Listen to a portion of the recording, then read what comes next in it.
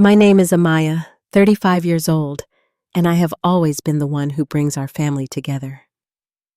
My spacious home became the backdrop for every holiday celebration over the years. I used to love watching everyone gather around my dining table, sharing stories and creating memories. But lately, something has shifted. The joy of hosting has been replaced by exhaustion and resentment. What happened at Thanksgiving last year changed everything and made me question if my family truly appreciates me or just the venue I provide. If you have ever felt taken advantage of by your loved ones, I would love to hear where you are watching from. Please like and subscribe if family obligations have ever left you feeling drained rather than fulfilled. My story might help you set the boundaries you deserve. Family has always been the cornerstone of my life. Growing up in suburban Chicago, our home was the gathering place for relatives near and far. Those childhood memories shaped my vision of what family should be even after my parents divorced when I was 14. The split created an awkward division in our once united family, with holidays alternating between two uncomfortable households. I promised myself that someday, when I had my own place, I would recreate that sense of togetherness that had been lost. After years of scrimping and saving working extra shifts as a project manager at a marketing firm, I finally purchased my first house at 29. It was not a mansion by any means, but it had an open floor plan, a spacious backyard, and most importantly, a dining area that could accommodate up to 20 people with some creative furniture arrangement. I was so proud of this achievement, especially as a single woman at the time. The house represented not just financial stability, but the fulfillment of my dream to reunite my fragmented family. The first gathering I hosted was a casual summer barbecue. Nothing fancy, just burgers and hot dogs on the grill with everyone bringing side dishes. The success of that event led to hosting Thanksgiving that same year. I spent weeks planning the menu, decorating the house, and ensuring everyone would be comfortable. The appreciation and compliments I received filled me with joy, validating all my efforts. My sister Tessa, 4 years my senior, lived just 15 minutes away in a smaller townhouse. She always had an excuse for why her place was unsuitable for gatherings. The kitchen was too small. The living room couldn't fit everyone. The parking situation was impossible.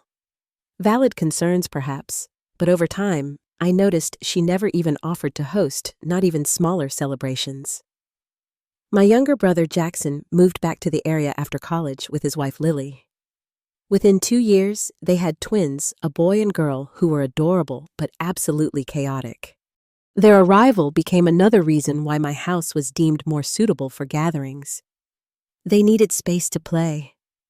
My carpets were easier to clean than their hardwood floors. My backyard was safer for the children to run around in. My mother Diana, who remarried and divorced twice after splitting with my father, lived in a condo downtown.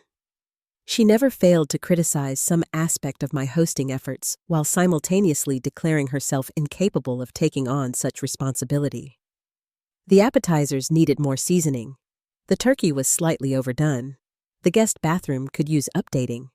Yet whenever I suggested she might host, she would laugh it off, saying her place was much too sophisticated for the chaos of family gatherings. My father Richard and his second wife Glenda lived in the suburbs on the opposite side of the city. They expected accommodations for his gluten intolerance and her self-imposed keto restrictions. Their house was certainly large enough with more bedrooms than mine, but somehow hosting was always deemed inconvenient due to their busy social calendar or recent travel plans. Then there were the aunts, uncles, and cousins who would attend every event, bring the minimum contribution of a bottle of wine or store-bought dessert, and leave without offering to help clean up. They would rave about the food and atmosphere while checking their watches, eager to return to their own pristine, undisturbed homes. What began as occasional hosting gradually morphed into an expectation. After 3 years of Thanksgiving at my place, it became an unspoken tradition. Then Christmas was added to the roster because my tree was so beautiful, and the living room so cozy for gift exchanges. Easter followed because my garden was lovely in spring. 4th of July because my patio was perfect for watching neighborhood fireworks. Even birthdays somehow became my responsibility, with family members requesting their favorite meals, as if I were running a restaurant rather than maintaining a home and career.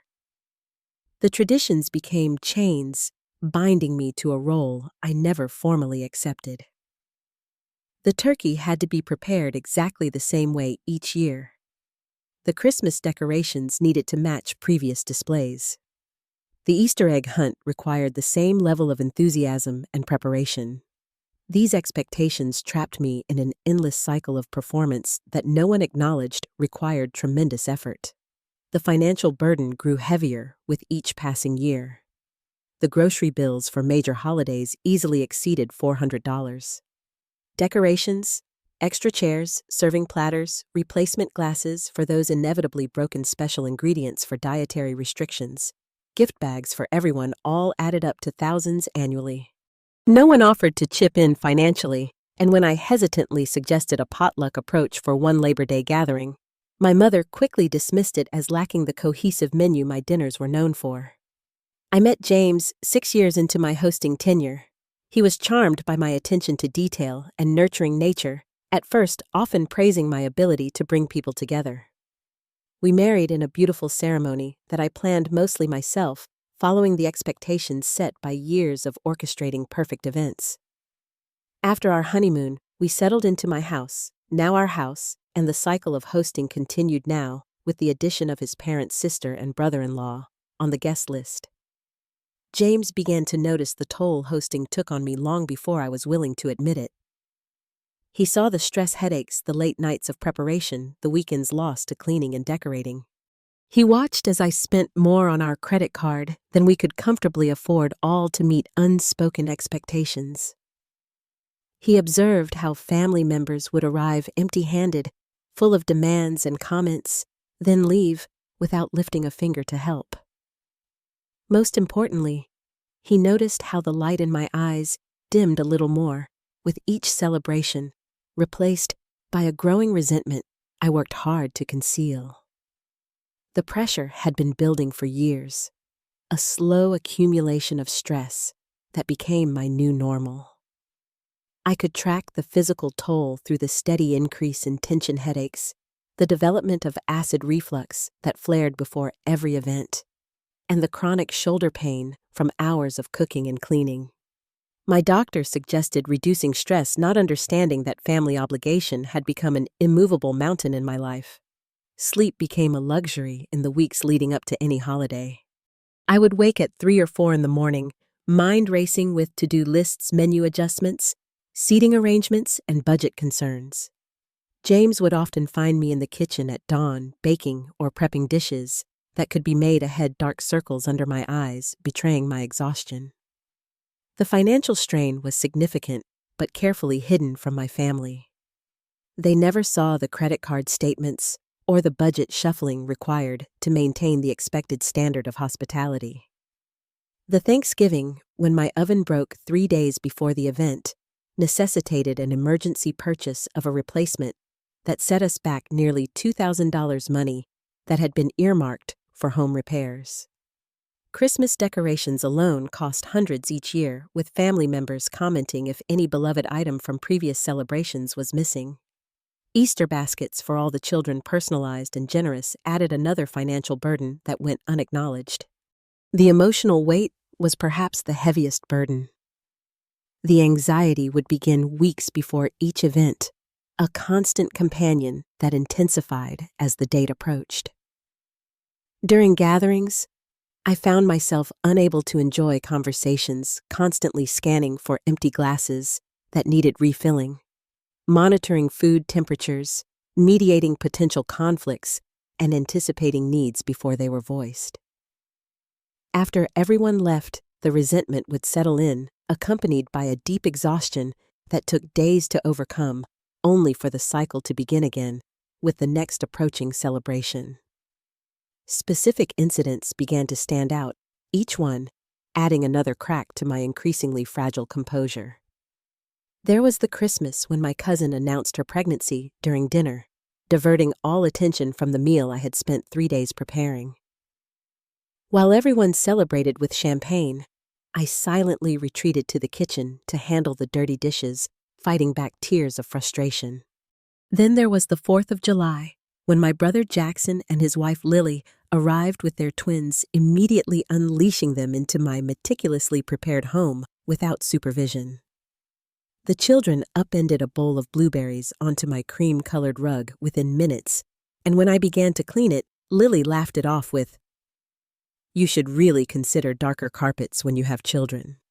The assumption that my home should be reconfigured around their parenting choices stung deeply.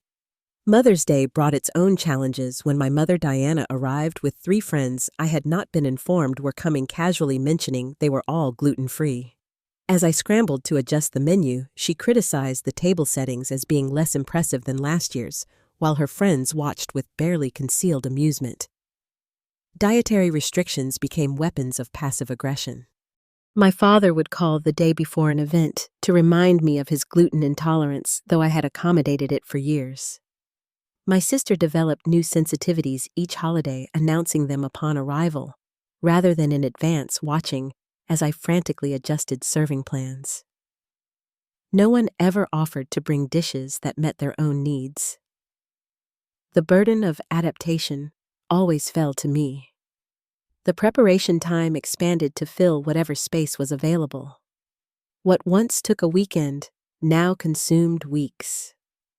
Deep cleaning the entire house became mandatory because guests felt entitled to wander into every room, including our bedroom, commenting on decor choices and housekeeping standards. Meal planning grew more complex with each passing year as preferences were elevated to requirements, and casual comments became ironclad expectations. When family members did offer to help, their assistance often created more work. My mother would reorganize cabinets without permission. My sister would abandon half-completed tasks when something more interesting caught her attention. My father would hover over my cooking, offering unsolicited advice based on cooking shows he had recently watched. The help required so much management that it was easier to do everything myself, a realization that only deepened my isolation. James watched this pattern with growing concern. 4 years into our marriage, after a particularly demanding Easter celebration, he confronted me as we lay exhausted in bed at midnight, the house finally clean and guests long gone. "Amaya, this is not sustainable," he said, his voice gentle but firm. "You are killing yourself for people who do not notice or care." "I am not killing myself," I replied defensively. "This is what family does. We take care of each other." "But who is taking care of you?" he countered. "When was the last time your sister hosted anything? Or your parents? When did anyone offer to cover the grocery bill or stay late to help clean?" His questions hung in the air, uncomfortable truths I had avoided confronting. I tried once tentatively to suggest a rotation of hosting duties during a casual family dinner. The silence that followed was deafening, broken only by nervous laughter and quick dismissals. "Oh, but no one does it quite like you do," my mother said, patting my hand as if I had made a joke. "Our house is way too small," my sister added quickly. "Plus, the parking situation is a nightmare." "With the twins, it is just impossible," Jackson said, though the children were now 5 years old and considerably less destructive. The subject was changed before I could press further, but the message was clear. The system worked for everyone else, and my discomfort was irrelevant. Any attempt to shift the dynamic was met with resistance, guilt trips, or simply ignored. The toll on my marriage became increasingly evident. James and I argued more frequently, tension simmering between us. He resented the time, money, and emotional energy expended on people who took without giving. I resented his inability to understand the complex web of family expectations I felt trapped within. We began to feel like strangers sharing a catering business rather than partners building a life together. I understand they are your family, he said during one heated discussion. But we are a family too, you and me. When do we get priority? It was a fair question without a satisfactory answer. Every holiday belonged to the extended family. Our anniversaries were often overshadowed by the recovery period from recent gatherings or preparation for upcoming ones. Vacations were postponed to afford holiday hosting. Date nights were sacrificed to baking, cleaning, or shopping expeditions. We were living in service of occasions rather than creating our own meaningful experiences. As the pattern continued, I began to notice physical symptoms manifesting from the chronic stress. My hair started falling out in the shower. I developed eczema on my hands, likely from constant exposure to cleaning chemicals. My weight fluctuated as I stress ate during planning periods, then forgot to eat during the actual events. Sleep became increasingly elusive, with insomnia a constant companion in the days leading up to gatherings. These changes did not go unnoticed by family, but their concern was shallow and self-interested. "You look tired," my mother would comment. "You should really take better care of yourself." The irony was apparently lost on her, as moments later, she would ask why I had not made her favorite cranberry relish, or whether the guest bedroom was prepared for her boyfriend, who might or might not attend, depending on his work schedule. The breaking point was approaching, though I could not yet see it clearly.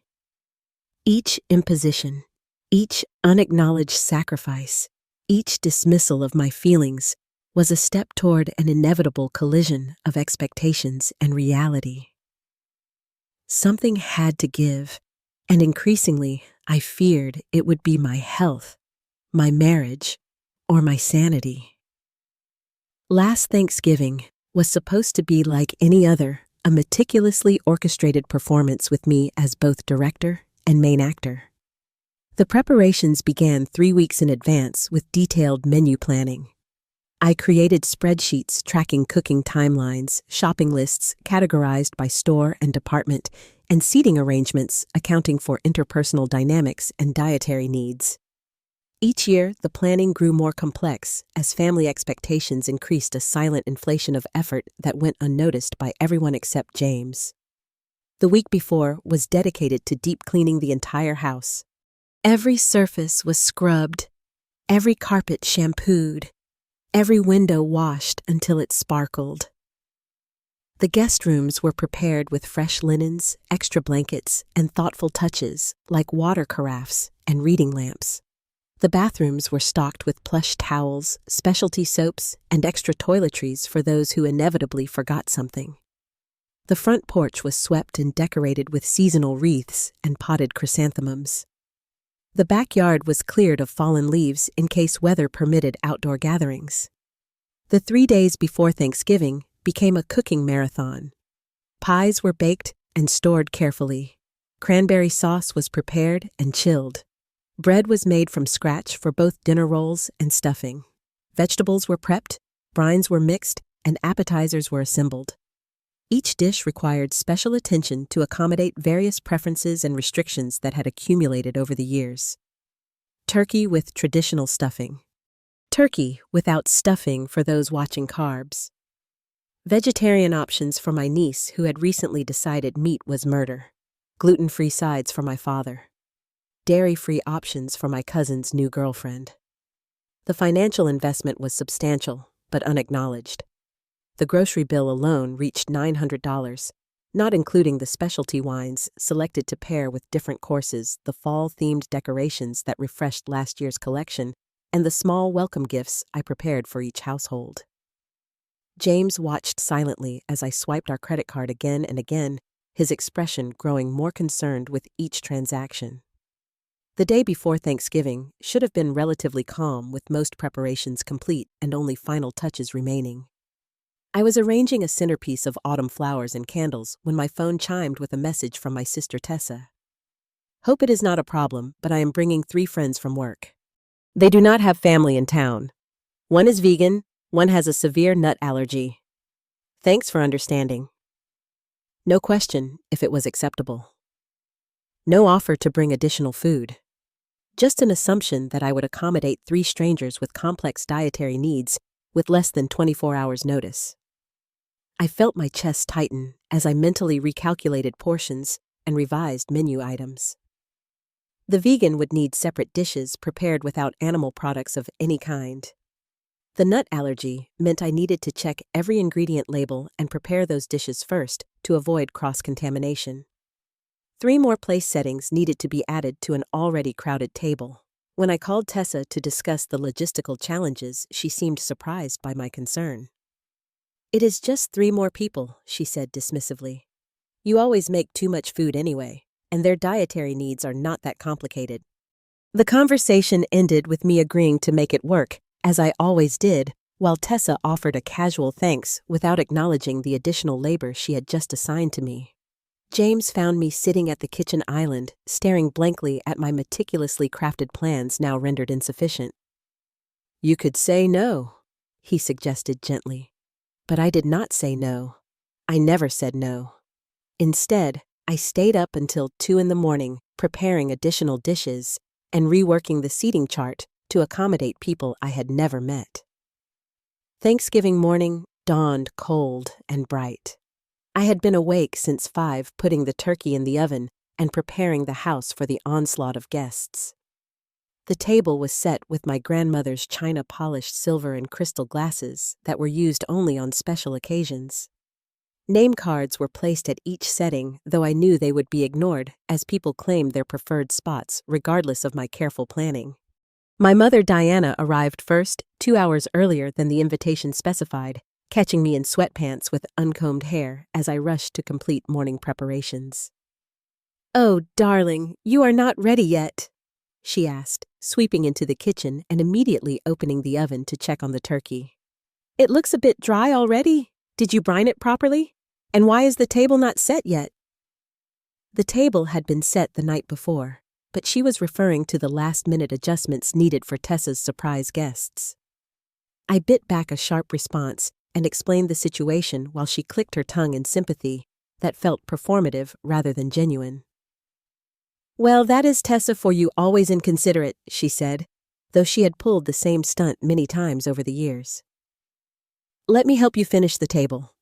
Her help consisted of rearranging the place settings I had carefully positioned, moving centerpieces to locations that blocked sightlines across the table, and offering a running commentary on how things could be improved if only there was more time. Each suggestion came with an implicit criticism that stung more sharply against my fatigue. By noon, the house was filling with family. My father Richard and stepmother Glinda arrived with a bottle of wine that they promptly opened and poured for themselves, while informing me that the seating arrangement would not work for them. "Glinda cannot sit with her back to windows," Richard explained, as if this were a medical condition rather than a preference, "and we would prefer to be closer to the kitchen so I can easily access the gluten-free options." Jackson and Lily arrived with the twins, now 7 years old, and immediately demanding access to the tablet I had hidden specifically to avoid technology at the dinner table. When I suggested they might play with the board games I had set up in the family room, Lily rolled her eyes. "They will just get bored and cranky," she said, already unlocking her phone to placate them. "It is easier this way, trust me." Aunts, uncles, and cousins trickled in, each bringing some small contribution that required accommodation. A pie that needed refrigeration space I did not have. Wine that needed breathing time. A side dish that needed reheating just as all burners were occupied, with carefully timed preparations. Tessa arrived last, nearly an hour after the scheduled start time, with her 3 friends in tow. The vegan looked uncomfortable, clearly sensing she was an imposition. The woman with the nut allergy immediately began questioning ingredients in everything visible in the kitchen. The third friend, a man I had never heard mentioned before, headed straight for the bar setup and poured himself a generous serving of our most expensive whiskey without asking. As we finally gathered around the table, shifted and squeezed to accommodate the unexpected additions, I felt a familiar tension headache blooming behind my right eye. The blessing was said, Plates were filled, and conversations splintered across the crowded space. I found myself constantly jumping up to refill water glasses, fetch forgotten serving utensils, or address complaints about room temperature or music volume. During one such trip to the kitchen, I heard the crash of breaking glass from the living room. Racing back, I discovered the twins had been roughhousing and knocked over a crystal vase that had belonged to my grandmother. The irreplaceable heirloom lay in glittering shards across the hardwood floor, while Jackson and Lily remained at the table unconcerned. "Kids will be kids," Jackson called with a shrug when he saw my expression. "We will buy you a new vase." As if mass-produced glass from a department store could replace the last gift my grandmother had given me before she passed. I swallowed my grief and anger, sweeping up the fragments while dinner continued without interruption. No one offered to help. No one seemed to notice my absence from the table. When I returned, conversation had shifted to my cousin Natalie, who chose that moment to announce her pregnancy with theatrical tears and exclamations. Attention immediately centered on her as congratulations flowed along with questions about due dates and gender reveals. The food I had labored over for days became merely a backdrop to the celebration of news that could have been shared at any other time. As dessert was served, my Uncle Thomas, already on his fourth glass of wine, began loudly expounding on political views he knew were controversial within our divided family. The twins took advantage of the distraction to smear chocolate on the dining room curtains. Tessa's vegan friend picked at her specially prepared dessert with visible disappointment, while the friend with the nut allergy interrogated me about possible cross-contamination in the kitchen. I retreated to the kitchen again, ostensibly to prepare coffee, but really to catch my breath and compose myself.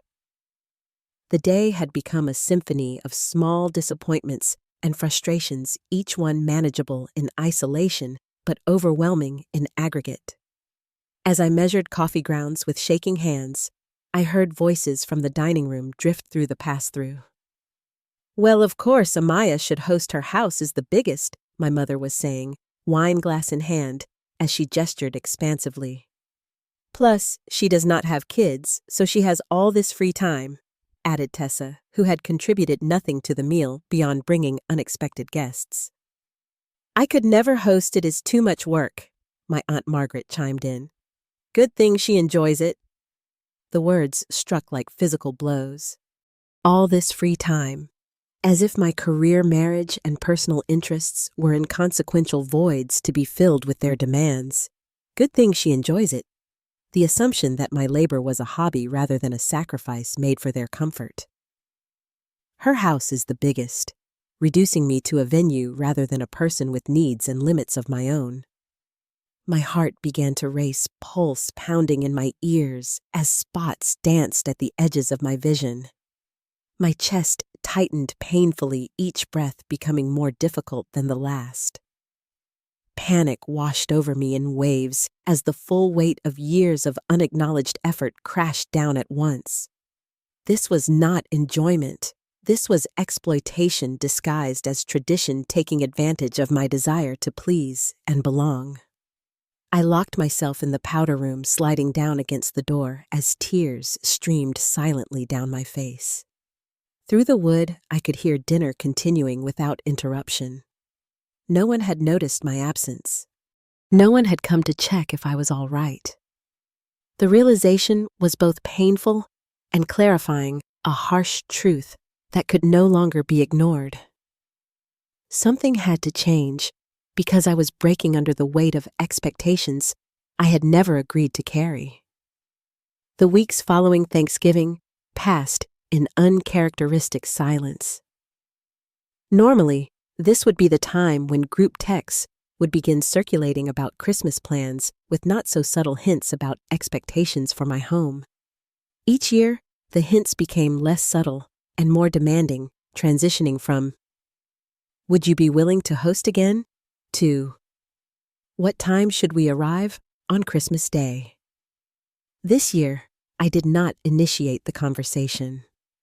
I waited, curious to see how long it would take someone to notice that I had stepped away from my usual role as holiday coordinator. The answer came 2 weeks after Thanksgiving, when my mother sent the first tentative text. Amaya, darling, just checking in about Christmas. Grandma Sarah is asking what time she should arrive at your house. Should we stick with 2 o'clock like last year? I read the message several times, noting the assumption embedded within the question. Not if I was hosting, but what time? I showed the text to James, who had been my steadfast support since the Thanksgiving revelation. What are you going to do? He asked, his tone carefully neutral, though I could see the hope in his eyes that I might finally set a boundary. I need time to think, I replied, putting my phone away without responding. 3 more days passed before the next message arrived, this time from my sister Tessa. Hey sis, Ariana is asking if she can bring her new boyfriend to Christmas at your place. He is coming into town last minute. Thanks. Again, no question of whether Christmas was happening at my house.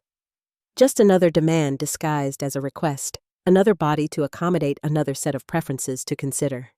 I felt the familiar tightness in my chest, but breathed through it, recognizing the pattern that had trapped me for so long.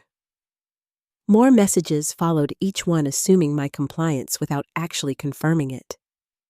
My father wanted to know if I could make the same bourbon-glazed ham as last year. My aunt was asking about sleeping arrangements for her family. My cousin needed to know if her children could open presents before or after dinner. The weight of expectations pressed down, threatening to crush my newfound resolve.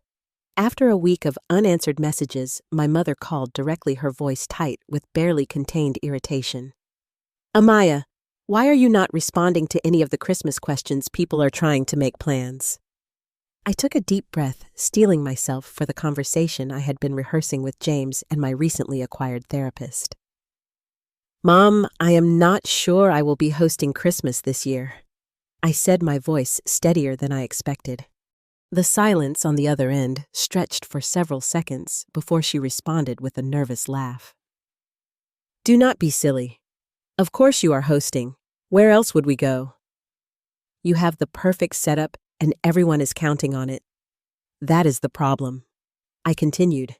Everyone counts on it without considering what it costs me in time, money, and emotional energy. I have been thinking that maybe we could try rotating holidays among different households. The suggestion was met with immediate resistance. But your house is perfect for gatherings, she protested. And you are so good at organizing everything. No one else could possibly do it as well. They could if they tried, I countered. Or we could do things differently. Maybe smaller gatherings. Maybe potluck style. Maybe in a restaurant occasionally. A restaurant. For Christmas, she sounded genuinely scandalized. What would people think? The conversation deteriorated from there, with my mother cycling through various tactics.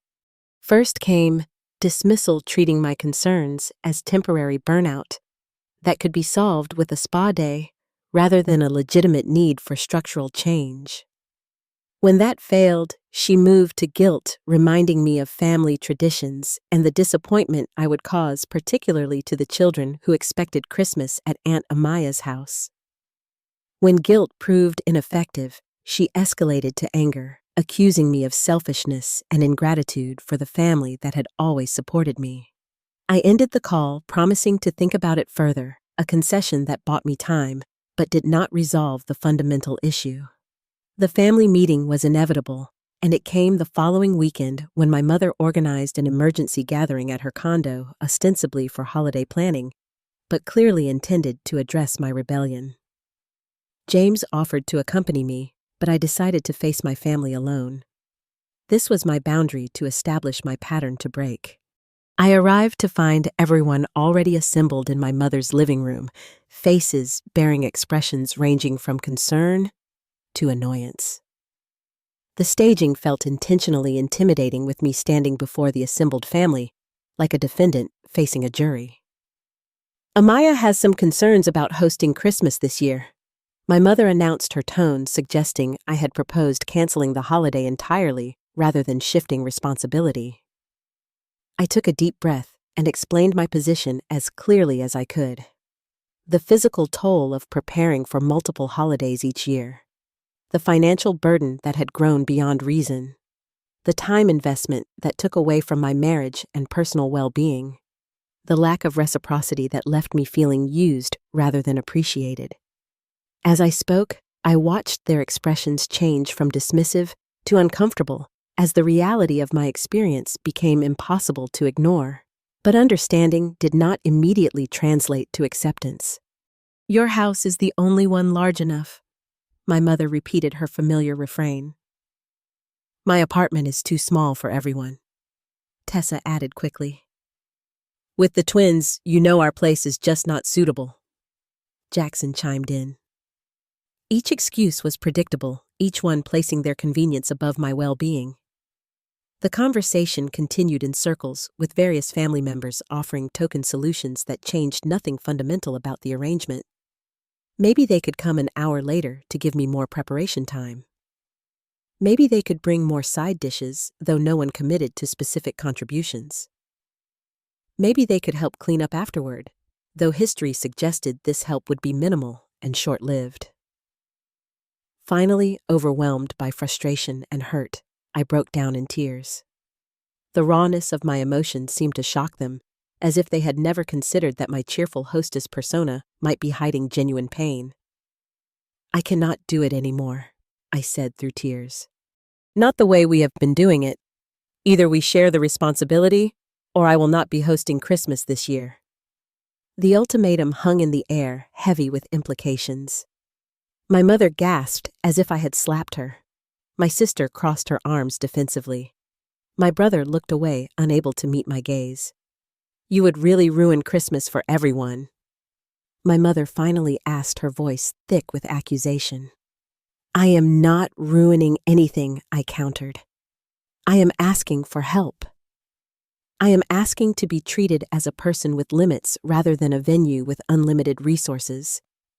I am asking my family to show me the same consideration I have shown them for years." The meeting ended without resolution, only a tense agreement to reconsider options. As I left, I felt both drained and strangely liberated. The boundary had been stated, however messily, and could not be unsaid. The backlash was swift and came from multiple directions. My phone filled with messages from extended family members who had heard a distorted version of events. According to the family grapevine, I had announced a unilateral cancellation of Christmas because I was selfish, or having marital problems, or suffering from depression that made me unreasonable. My mother called daily, alternating between tearful pleas about destroying family traditions and angry accusations about my selfishness. My sister posted passive-aggressive comments on social media about people who put their own needs above family. My aunts called to offer unsolicited advice about how I might better manage my time and resources if hosting was becoming too stressful. Through it all, I held firm to my position, supported by James and my therapist. The guilt was tremendous, threatening to drown my newfound resolve in waves of culturally reinforced obligation and familial expectation. But beneath the guilt was something stronger, a sense of self-preservation that had finally awakened after years of dormancy. I had to protect myself, my marriage, and my future from a pattern that had become destructive rather than nurturing. As Christmas approached, with no resolution in sight, I felt both anxiety and determination battling within me. Would someone step up? Would the family adapt? Or would the holiday become a casualty of this necessary confrontation between expectation and reality? December 20th arrived with frost glazing the windows and still no concrete plans for Christmas. The standoff had continued, with family members clearly expecting me to cave under the pressure of tradition and guilt. Text messages had slowed to occasional guilt trips rather than practical solutions. My mother had taken to sighing heavily during our infrequent phone calls, making cryptic comments about this being the last Christmas her aging mother might see. My sister stopped communicating entirely, her silence a weapon meant to punish my defiance. James found me that morning staring into my coffee mind, racing with conflicting emotions. "What are you thinking?" he asked gently, sitting beside me at the kitchen island. I am thinking that no one is going to step up, I admitted. They are all waiting for me to give in. And if you do not? He prompted. I considered the question carefully. The fear of disappointing family had controlled my actions for so long that imagining an alternative felt almost impossible. But as I sat in my quiet kitchen, not yet transformed into a holiday production space, I realized something profound. The weight I had been carrying was not just physical fatigue or financial strain. It was the burden of being responsible for everyone else's happiness while sacrificing my own. Then we do something different this year, I said finally. Something for us. The plan formed quickly. A small cabin in Wisconsin available for a last-minute holiday booking because of a cancellation. 3 nights of peace in the snow-covered woods with no elaborate meals to prepare, no personalities to manage, no performances to maintain. Just James and me reconnecting away from the chaos and obligation that had defined our holidays for years. I drafted a message to the family group chat, reading it aloud to James before sending. After careful consideration, and with no one else offering to host James, and I have made alternative plans for Christmas this year. We will be taking a private getaway to focus on our marriage and well-being. I hope everyone finds a wonderful way to celebrate the holiday. Love to all. I pressed send before I could second-guess myself, then put my phone on silent and placed it face down on the counter. The silence felt both terrifying and liberating. The explosion was immediate and multi-platform. My phone vibrated continuously with incoming messages. The house phone, rarely used, began ringing insistently. Emails appeared in my inbox with subject lines ranging from concerned to accusatory. I let it all wash over me without engaging a flood of reactions that confirmed how little my needs had been considered in years of holiday planning. My mother called James directly when I failed to respond, her voice shrill with panic and anger. "She cannot be serious about abandoning the family for Christmas," she exclaimed when he answered on speakerphone. "This is just a cry for attention, right? Tell her we will all chip in more this year." "This is not a negotiation tactic," James replied calmly. "We have made plans and paid for accommodations. Amaya has hosted every major holiday for 8 years without complaint. One Christmas for ourselves is not abandonment. She is punishing us," my father declared when he called next. "This is immature and spiteful. No one seems concerned about whether Amaya is okay or why she felt pushed to this point," James pointed out. "That says a lot about the dynamic that created this situation." My sister Tessa sent a paragraph-length text about how the children would be traumatized by the breaking of tradition and how I would regret damaging my relationship with my nieces and nephews.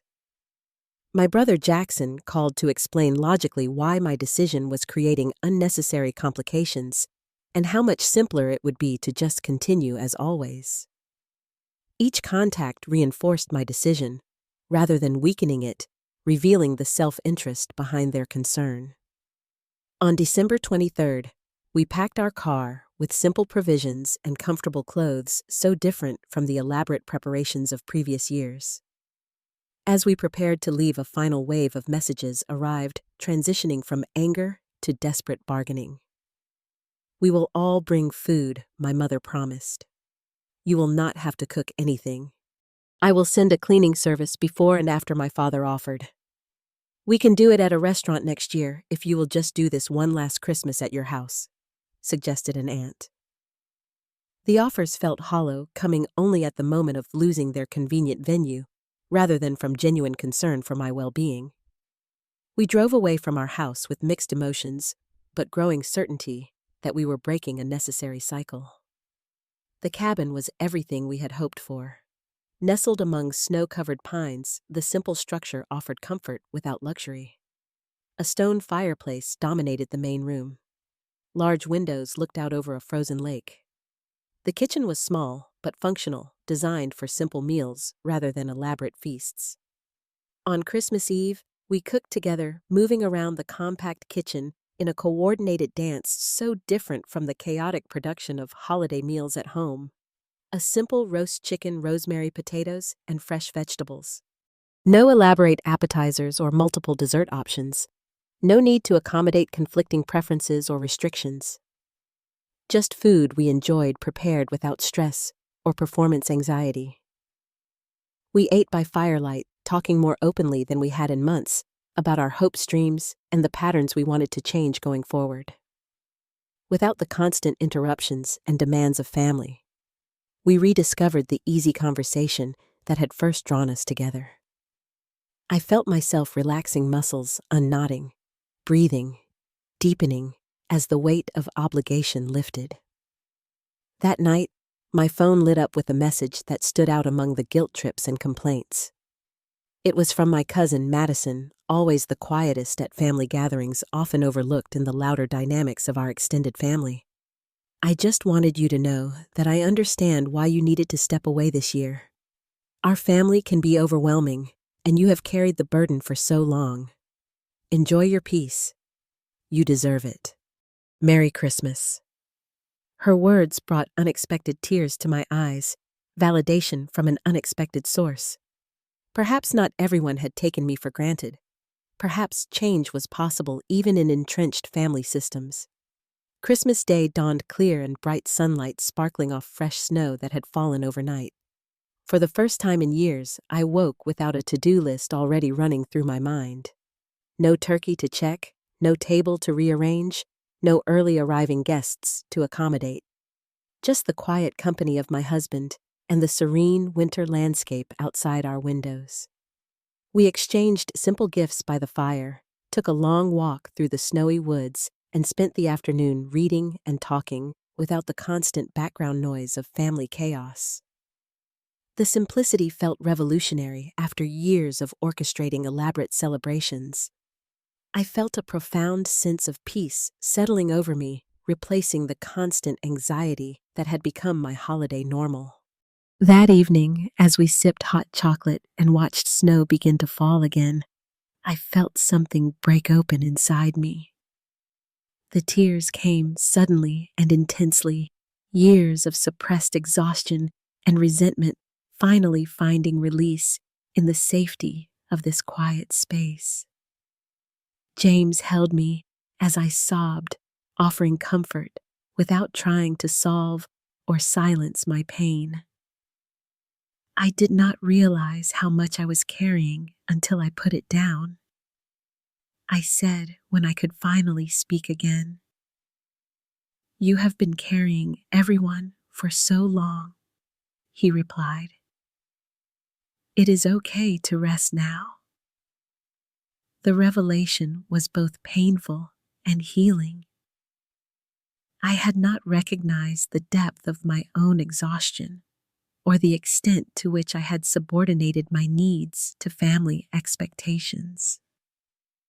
The recognition felt like waking from a long sleep, painful but necessary for growth and change. As the evening deepened into night, I checked my phone briefly, finding dozens of messages documenting the chaotic attempts at organizing a last-minute Christmas gathering at my mother's condo. The descriptions of burned food, insufficient seating, and interpersonal tensions should have inspired guilt or concern. Instead, they confirmed what I had long suspected. No one had learned to create the gatherings they expected me to provide because they had never needed to develop those skills. My absence had forced a reckoning with reality that had been long overdue. The final message of the night came from my brother, unusually reflective, after what sounded like a challenging day. "I never realized how much you did until we tried to do it ourselves. I am sorry we took you for granted." It was a small acknowledgement, but a significant one, the first genuine recognition of my efforts in years of hosting. As I drifted to sleep that night, I felt a profound sense of having made the right choice, however difficult it had been. Sometimes, the most loving thing you can do for both yourself and others is to step back and allow reality to teach what words cannot. Returning home after our cabin getaway felt like stepping back into a life that simultaneously belonged to me and felt strangely unfamiliar. Our house, for the first time in years, had remained untransformed by holiday decorations and preparations. No pine needles embedded in the carpet, no lingering food smells, no hidden stains on the dining room chairs. Just our home, peaceful and personal, rather than a venue for family performance. The digital aftermath awaited my attention. Dozens of missed calls. Countless text messages ranging from concerned to accusatory. Emails with increasingly dramatic subject lines. The family emergency meeting had been called at my mother's house the day after we returned, presumably to address the holiday crisis I had precipitated.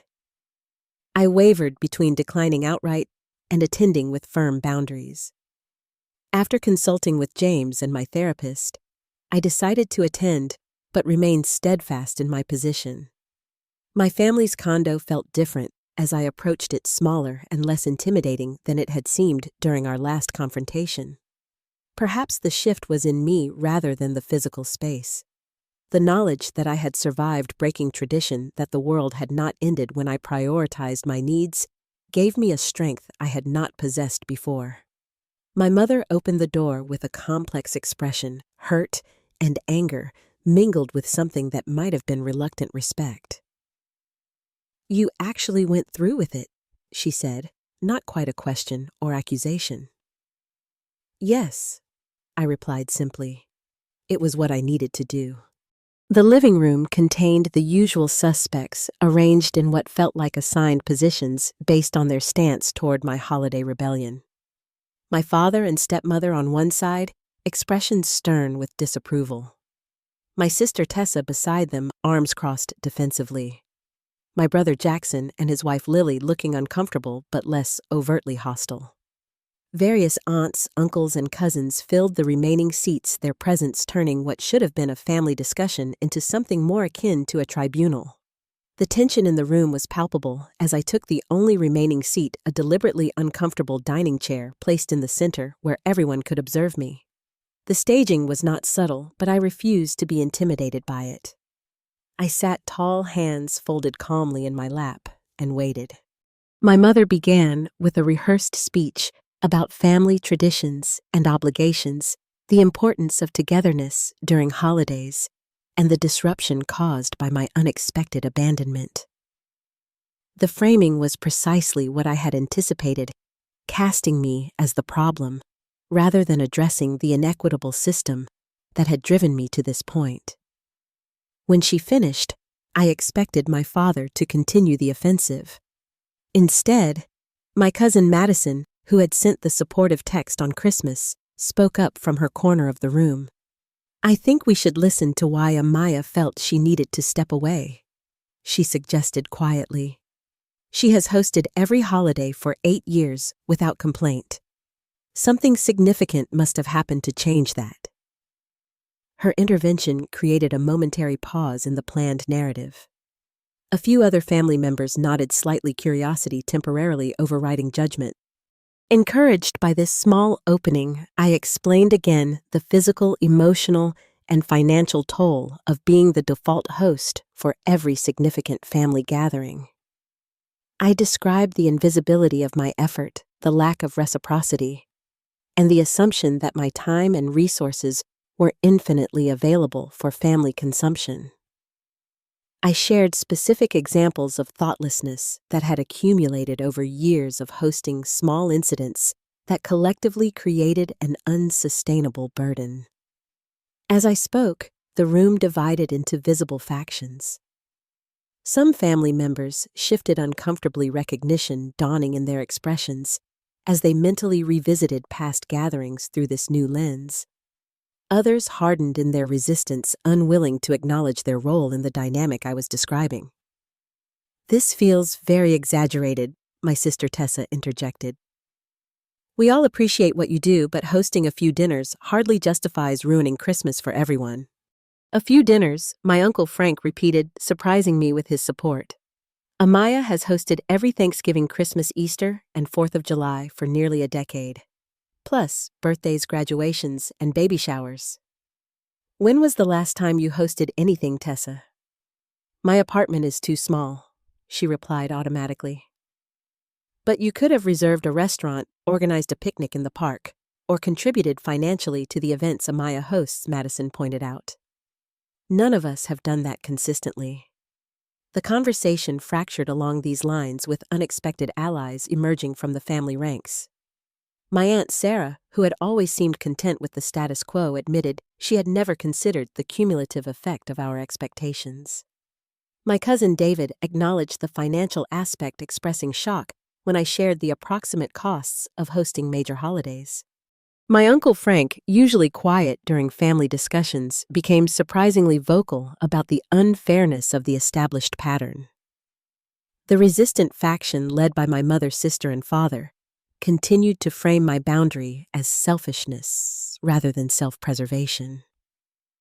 They focused on the disruption to tradition rather than the unsustainable system that tradition had created. My brother vacillated between camps, intellectually understanding my position, but emotionally resistant to the change it would require of him. As the discussion grew increasingly circular, I decided to take a different approach. I had prepared for this meeting more thoroughly than they knew, with documentation that made the invisible visible. I would like to share something with you, I said during a lull in the conversation.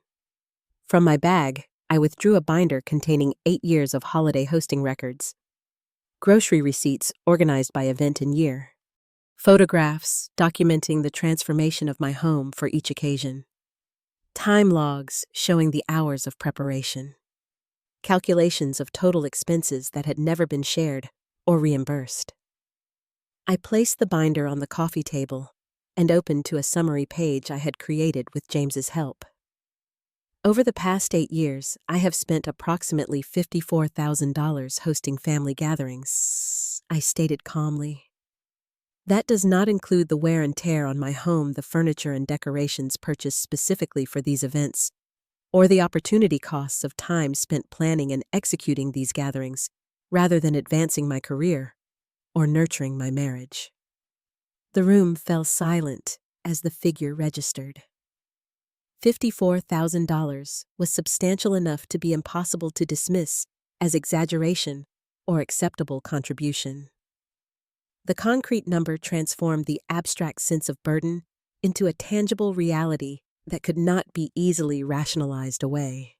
My father, who had been among the most resistant to change, leaned forward to examine the documentation, his financial mind engaged by the specific figures. He flipped through pages of meticulously kept receipts, calculations, and records, his expression shifting gradually from skepticism to reluctant acknowledgement. I had no idea it was this extensive, he finally said, looking up with new understanding in his eyes. No one should bear this kind of expense alone for family gatherings. His unexpected support created a turning point in the conversation. As the financial reality sank in, other aspects of the burden became more difficult to dismiss. The time investment, the emotional labor, the physical toll, the impact on my marriage. These elements gained credibility in the wake of the undeniable financial documentation. My Aunt Sarah, perhaps sensing the shift in momentum, offered the first concrete solution. I would be willing to host Easter this year, she said tentatively. My house is not as large as Amaya's, but we could make it work with some adjustments.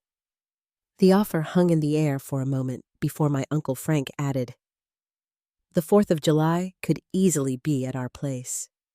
We have the deck and yard space. Gradually, a new conversation emerged, focused on practical solutions rather than blame or resistance. A rotating hosting schedule was proposed, with households signing up for specific holidays based on their capacity and preferences. Those with smaller homes or apartments could choose summer gatherings that could extend outdoors. Those unable to host due to legitimate constraints could contribute financially or through specific responsibilities like decoration cleanup or food preparation. Some family members opted out entirely, revealing their true priorities when hosting became a shared responsibility rather than my exclusive burden. My sister Tessa claimed hosting was impossible for her under any circumstances, though she expected to be welcomed at all gatherings others organized. My mother insisted her entertaining days were behind her, though she would be happy to advise others on proper hosting techniques. Their transparency was illuminating, if not surprising, confirming what I had long suspected about their commitment to family gatherings versus their enjoyment of being served. The meeting concluded with the formation of a holiday committee tasked with creating a sustainable plan for family celebrations going forward. The solution was imperfect and would require adjustment over time, but it represented a fundamental shift in how family gatherings would be approached. The burden would be shared, the effort visible, the costs distributed more equitably among those who valued these traditions. As family members prepared to leave, I added one final condition that I had discussed extensively with my therapist. I believe we need to address the patterns that created this situation in the first place, I said. I would like us to consider family therapy to explore our communication and expectations going forward. The suggestion was met with mixed reactions, from enthusiastic agreement to visible discomfort. Therapy carried stigma for some of the older generation, while others recognized the value of professional guidance in navigating this transition. We agreed to revisit the topic after the immediate holiday restructuring was implemented, neither rejecting nor fully embracing the idea. As I left my mother's condo that day, I felt a complex mixture of emotions. Relief that change was underway. Sadness for the years of imbalance that had preceded this moment. Anxiety about whether the new arrangements would prove sustainable. Pride in finally advocating for my needs, despite intense pressure to maintain the status quo. The path forward was uncertain, but for the first time in years, it contained possibility rather than obligation. 6 months after the Christmas cabin getaway and family intervention, I found myself experiencing a strange new sensation as I drove to my Aunt Sarah's house for Easter dinner. I was arriving as a guest, not a host. No dishes carefully balanced on my lap. No mental checklist of serving utensils and emergency supplies. No rehearsed responses to potential criticisms. Just a simple bouquet of spring flowers and a lightweight jacket against the April breeze. The role reversal felt both liberating and disorienting. For so many years, my identity within the family had been inextricably tied to my hosting role. Who was I in this gathering, if not the one ensuring everyone else's comfort and satisfaction? The question lingered as I rang the doorbell, a gesture so different from my usual experience of greeting others at my own door. Sarah welcomed me with a hug that felt slightly desperate, her eyes revealing the stress I recognized intimately. The house was lovely, but showed signs of frantic preparation. Easter decorations adorned every surface, some clearly purchased recently in an attempt to create the perfect seasonal atmosphere. The dining table was beautifully set, but with mismatched plates that suggested last-minute accommodations for the guest list. "I know it is not as nice as you would have done it," Sarah said, apologetically, leading me through rooms clearly clean to an unusual standard. "It is perfect," I assured her sincerely. "And I am so grateful not to be cooking for 20 people today." As other family members arrived, I observed the dynamics with new clarity. My mother immediately began making subtle comments about the table settings and flower arrangements, the same behavior I had endured for years, but now recognized as her need for control rather than helpful advice. My sister complained about the seating arrangement exactly as she had done at my gatherings. My father discreetly checked food temperatures and cooking techniques, his need for perfection manifesting regardless of who was hosting. Sarah grew increasingly flustered as the critiques accumulated, her confident hostess persona cracking under the pressure of family expectations. During a quiet moment in the kitchen, I found her blinking back tears as she struggled to coordinate the timing of various dishes. "How did you do this for 8 years without losing your mind?" she asked, her voice strained. "I did lose my mind eventually," I reminded her with a gentle smile. That is why we are here today. The meal itself was delicious, though not executed with the precision my family had come to expect from my gatherings. The ham was slightly overdone. The asparagus was served room temperature rather than hot. The rolls were store-bought rather than homemade. None of these details mattered to the experience of being together, but I watched family members notice and react, adjusting their expectations in real time.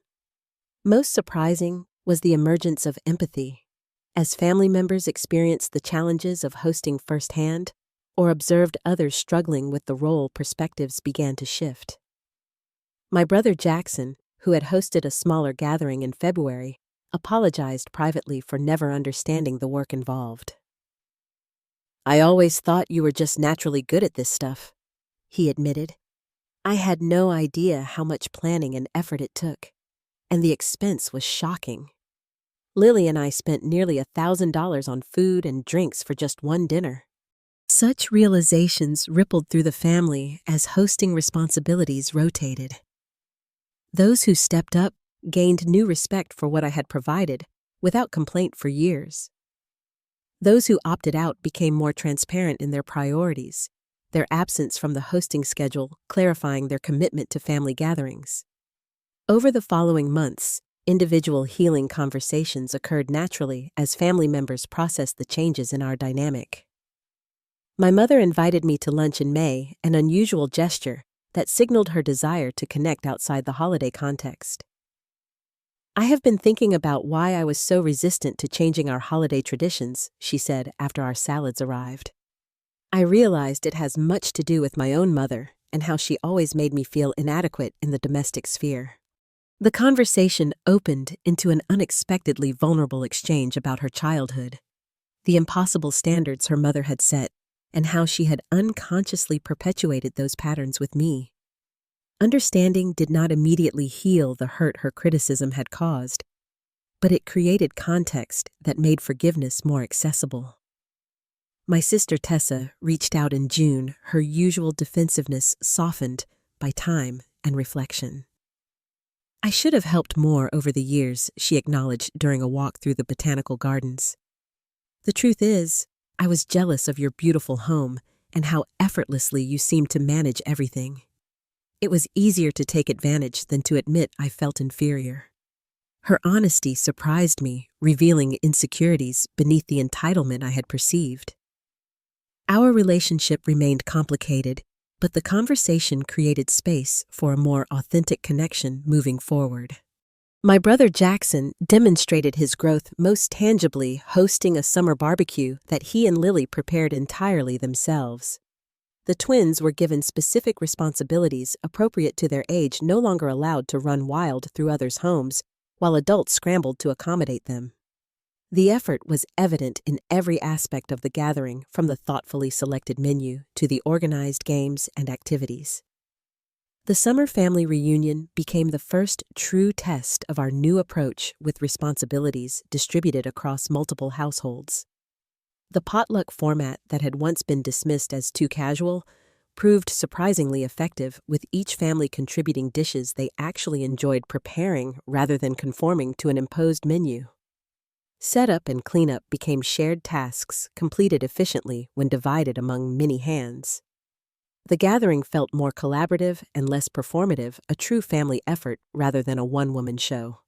My therapy journey continued throughout this transition, helping me understand the patterns that had trapped me in the endless cycle of overgiving. The people-pleasing tendencies that originated in my childhood, need for approval. The belief that my value lay in what I provided rather than who I was. The fear that boundaries would result in abandonment rather than respect. Each insight built upon the last, creating a foundation for healthier relationships in all areas of my life.